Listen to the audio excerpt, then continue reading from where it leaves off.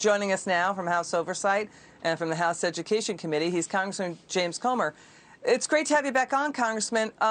There's an uproar. Chicago educators mocking their strike on Facebook, saying they're still going to get sick pay, days out for sick pay, even while on strike, and that they could do this until June. Should they just quit and get other jobs? The mayor says if they don't show up for work, they shouldn't get paid. Where do you come down on this?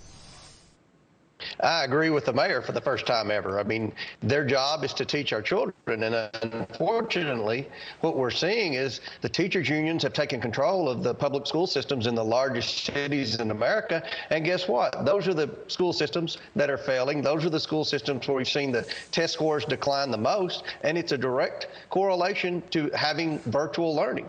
Students need to be in the classroom. And if teachers, these teachers' unions are going to still work with the Democrat Party to create an environment where they can opt out of going to school in lieu of virtual learning, then we're going to have to do something about it, because the school system is the safest place for kids during COVID. That's been proven. The science shows that public school children have suffered very little from COVID with respect to hospitalizations, which is how that you should be measuring this. So, but we all know, those of us who have children in the public school system, that virtual learning has held our children back from learning.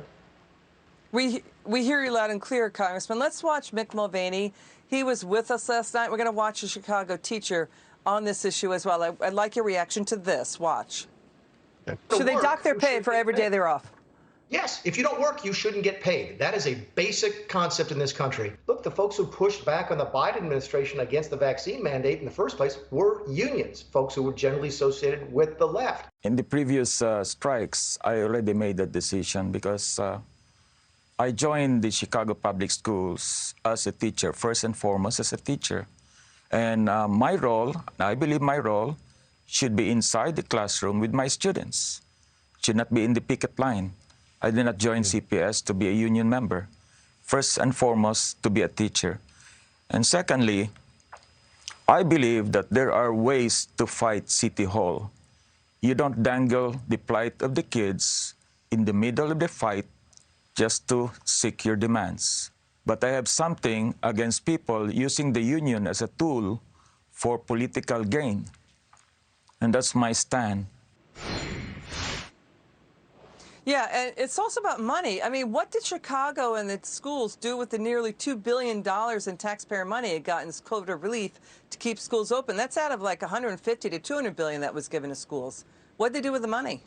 That's a great question. I can't answer that. I don't think anyone in Congress can answer that. And that's always the problem with the teachers' unions. When you say, what can we do to improve public education, it always revolves around more money, more money, more money. And I know a lot of great public school teachers, and they want to be in the classrooms, and they want their children to learn. Most teachers do. But what's happened, these teachers' unions have been taken over by the most radical, liberal, socialist teachers that just want to do everything to benefit themselves, and they don't put the children first. And that's very disappointing, because most public school teachers do.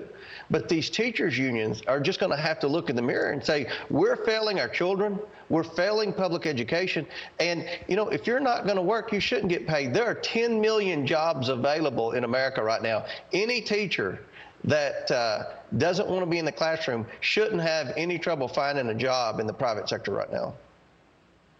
Congressman James Comer, it's great to have you back on. It's good to see you. Come back soon.